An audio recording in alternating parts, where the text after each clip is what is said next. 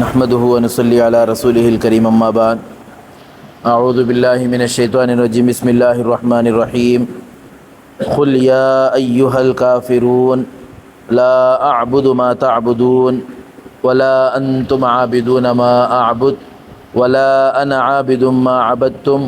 ولا انتم عابدون ما اعبد لكم دينكم ولي دين۔ محترم دوستو، الحمدللہ گزشتہ آپ حضرات کے سامنے سورۃ النصر اذا جاء نصر اللہ والفتح اس کی تفسیر چلتی رہی۔ اس جمعہ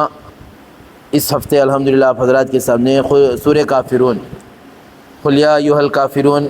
اس کے تعلق سے انشاءاللہ کچھ بات آئے گی۔ یہ سورہ اللہ تبارک و تعالیٰ قل یا ایھا الکافرون، اس میں نبی صلی اللہ علیہ وسلم کو اس کا ایک شان نزول ہے، اس سورہ کا ایک شان نزول، ایک بیک گراؤنڈ ہے۔ دراصل اللہ کے نبی صلی اللہ علیہ وسلم مکۃ المکرمہ میں دین کی دعوت تبلیغ کا کام کرتے رہے، دعوت دیتے رہے لوگوں کو۔ اب یہ لوگوں کو نبی صلی اللہ علیہ وسلم کا دعوت دینا برا لگا جی، جو نبی جو دعوت دے رہی ہیں، جس لین کی دعوت دے رہی ہیں، وہ دعوت دینا اچھا نہیں لگا۔ دو وجہ تھی اس میں اچھا نہیں ہونے کی، ان لوگوں کو اچھا نہیں ہونے کی دو وجہ تھی۔ ایک تو یہ کہ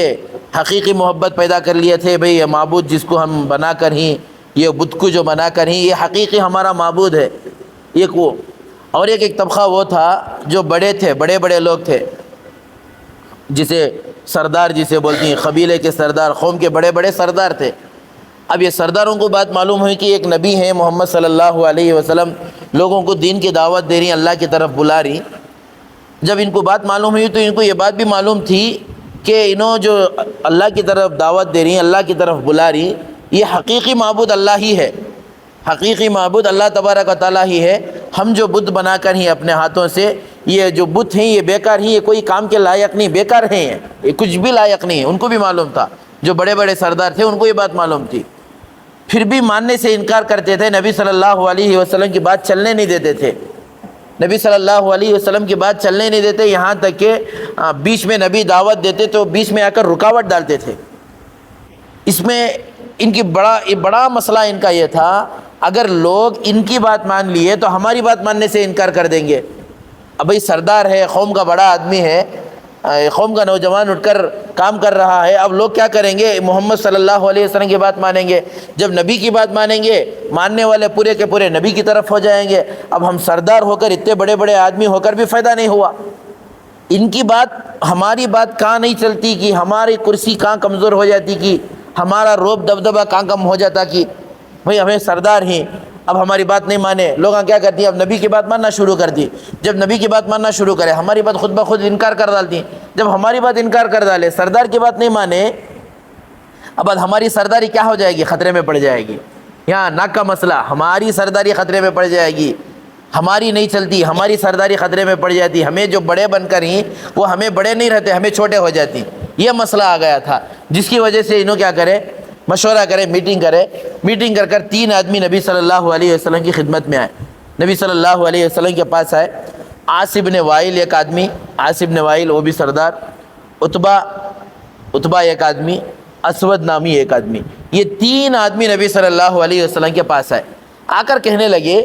اے محمد دیکھو، تمہارا اللہ کی طرف دعوت دینے کا جو کام ہے اور ہمارا بتوں کو ماننے کا کام ہے، بڑا دونوں کا الگ الگ ہے۔ تمہارا الگ ہی سسٹم ہے، تمہارا الگ ہی ایک طریقہ ہے۔ اب ہمیں جو بتوں کو معبود بنا کو ان کی پوجا کر رہی ہیں، ہمارا طریقہ الگ ہے۔ یہ کام ایسا کریں گے، کمپرومائز کریں گے دونوں مل کر، جس کی وجہ سے کیا ہو رہا؟ تمہیں بتوں کے خلاف بول رہی ہیں، لوگ کیا کر رہی ہیں؟ بھئی انہوں بتوں کے خلاف بول رہی ہیں تو جھگڑا ہو رہا، کبھی ہماری طرف سے تم نہ تکلیف، تمہاری طرف سے ہم نہ تکلیف ہو رہی ہے، یہ جھگڑے ہو رہی، یہ جھگڑے کو ختم کریں گے آج۔ یہ پورے کے پورے جھگڑے، فتنے، ان کا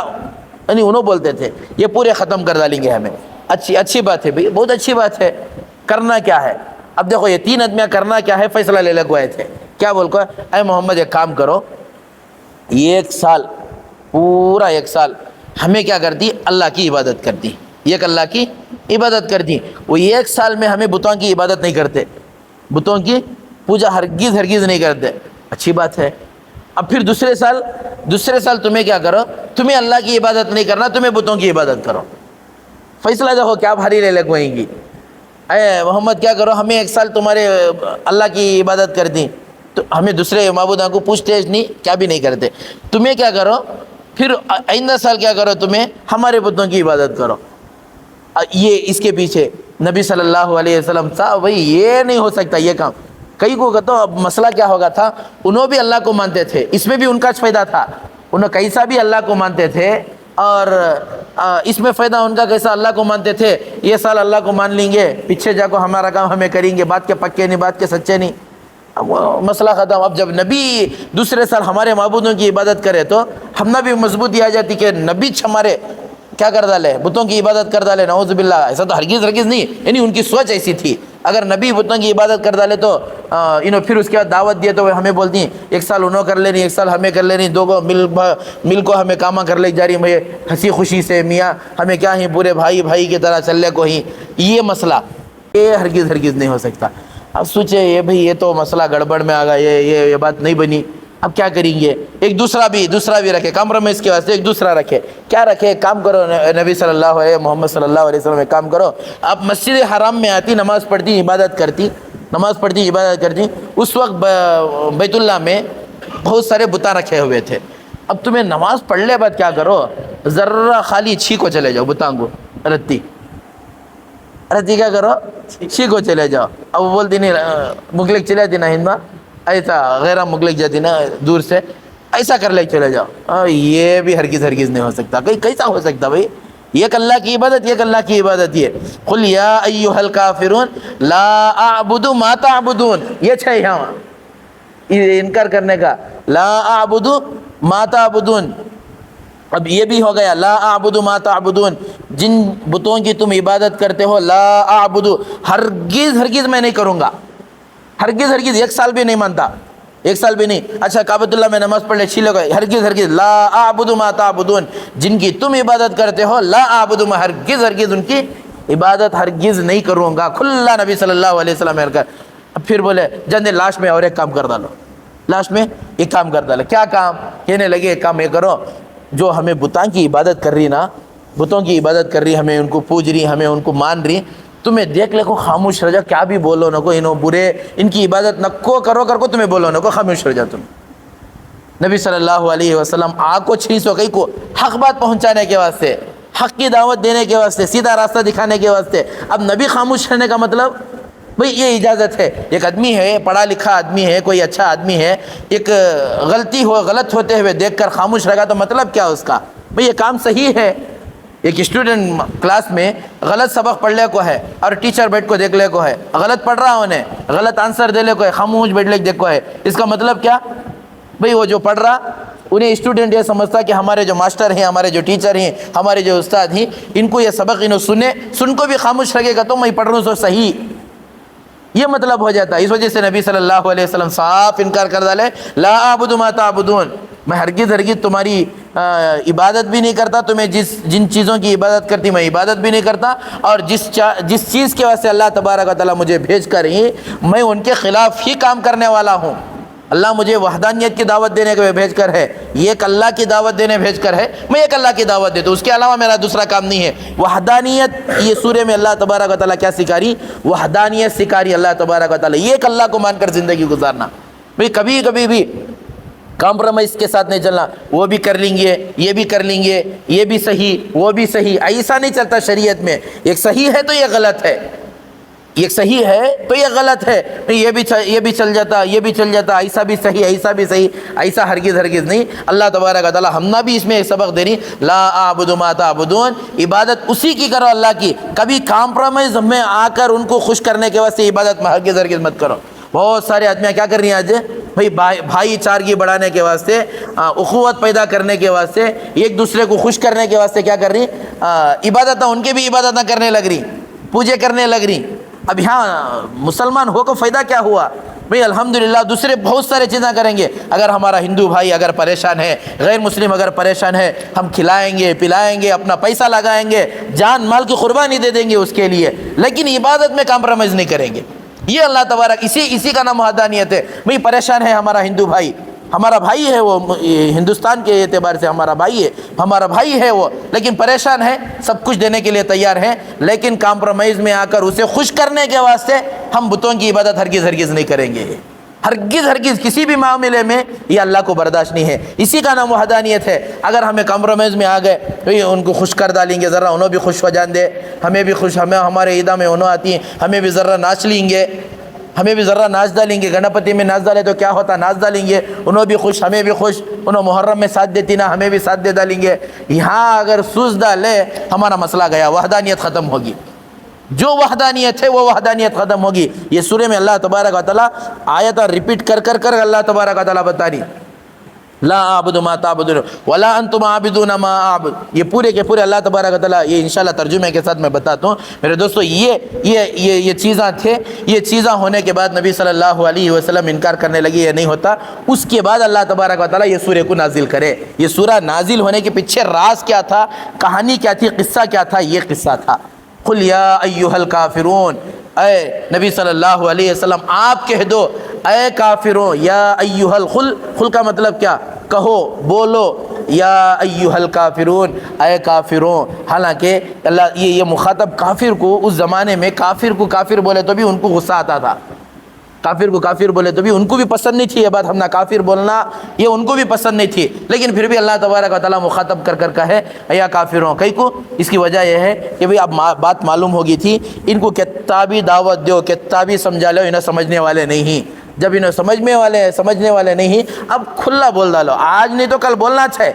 آج نہیں تو کل ان کو کافر کے لقب سے پکارنا ہے، آج پکار ڈالو ان کو، یا ایھا الکافرون۔ کئی کو اب تک کئی کو حکم نہیں ہوا تھا کافر کو، اللہ کے نبی صلی اللہ علیہ وسلم کو اے کافروں بول کر اللہ کے نبی صلی اللہ علیہ وسلم کو اللہ تبارک و تعالیٰ یہ بولنے کئی کو نہیں کرائے تھے، اس وجہ سے وقت اللہ ڈھیل دیے تھے، بھئی آج نہیں تو کل ایمان میں داخل ہوتی، آج نہیں تو کل، اب بات پکا معلوم ہوگی، ابھی نو ایمان میں داخل ہونے والے نہیں، اب حکم آ گیا، قل یا ایھا الکافرون، اے کافروں، لا اعبد ما تعبدون، جن کی تم پوجا کرتے ہو، جن کی تم عبادت کرتے ہو، میں ہرگز ہرگز ان کی عبادت نہیں کروں گا، تمہاری عبادت تمہارے ساتھ، میری عبادت میرے ساتھ، فائنل فیصلہ، تمہاری عبادت میں ہرگز نہیں کروں گا۔ یہ اچھا، یہ انشاءاللہ ترجمہ بھی ہوگا، لیکن یہ سورہ میں اللہ تبارک و تعالیٰ بہت برکت رکھ کر ہے، بہت برکت رکھ کر ہے۔ اللہ کے نبی صلی اللہ علیہ وسلم، حضرت جبیر بن مطعم رضی اللہ عنہ ایک صحابی ہیں، اللہ کے نبی صلی اللہ علیہ وسلم ان کو بتائے، دیکھو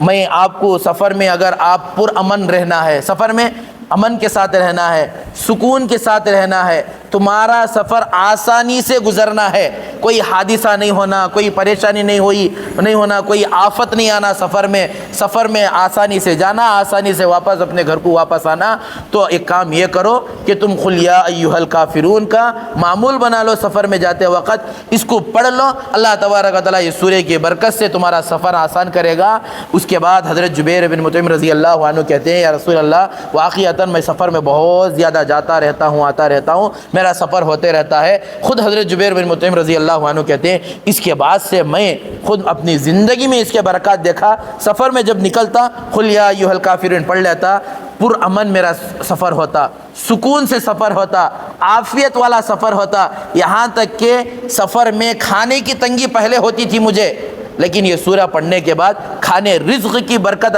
میں نے اپنی آنکھوں سے دیکھا، کھانے کی برکت میں نے اپنی آنکھوں سے دیکھا، رزق میں کشادگی اللہ تبارک و تعالیٰ اس سورہ کی برکت سے کر دیا۔ اور ایک اللہ کے نبی صلی اللہ علیہ وسلم کی حدیث میں ہے کہ نبی صلی اللہ علیہ وسلم کو بچھو کاٹ لیا، بچھو نبی صلی اللہ علیہ وسلم کو کاٹ لیا، تو نبی صلی اللہ علیہ وسلم پانی اور نمک، یاد رکھو پانی اور نمک، نبی صلی اللہ علیہ وسلم جس جگہ کاٹا تھا بچھو، جس جگہ ڈنک مارا تھا، اس جگہ پانی اور نمک ڈالتے رہے، اور ڈالتے ڈالتے قل یا ایھا الکافرون یہ پورا سورہ تلاوت کرتے رہے۔ کچھ ہی دیر میں اللہ کے فضل و کرم سے اس سورہ کی برکت سے اللہ تبارک و تعالیٰ یہ جو زہر تھا وہ پورے کا پورا باہر نکل گیا، یہ پورے کا پورا نکل گیا، اتنی برکت والی، یہاں تک کہ نبی صلی اللہ علیہ وسلم اکثر اوقات، زیادہ تر نبی صلی اللہ علیہ وسلم فجر کی نماز میں اور